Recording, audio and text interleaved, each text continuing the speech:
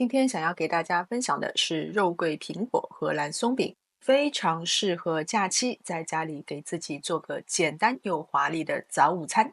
先210度预热烤箱，同时呢，先把空的铸铁锅或是烤盘一起放进去加热。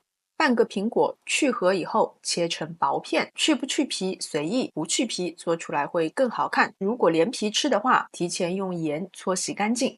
2个鸡蛋加10克糖、55克低筋面粉、150克牛奶，混合拌匀以后，先放在一边备用。预热好的烤盘，趁热加入8克的黄油，用余温软化黄油的同时，用刷子把内部涂满黄油液，把刚刚拌匀的面糊过滤进烤盘中，整齐的摆放上苹果片，在表面撒上肉桂粉。我个人非常喜欢肉桂的味道，所以撒的还蛮多的。送进预热好的烤箱，210度烤15分钟。出炉后会回缩，那是正常现象。我今天选择的配料是布拉塔奶酪和一些原味的烤坚果，你也可以根据自己的喜好换成别的新鲜水果或是干果。如果想要更好看的话，应该在表面再撒少许的糖粉，但是我不是特别喜欢，所以就在上面淋了1小勺的蜂蜜。我是个喜欢仪式感的人，即使一个人吃饭，也绝对不愿意随便凑合一顿，所以这种简单、快手、精致又营养全面的早午餐绝对是我的第一选择。烤过的苹果是别有一番风味的，再搭配上肉桂独特的香味，我真的是超爱。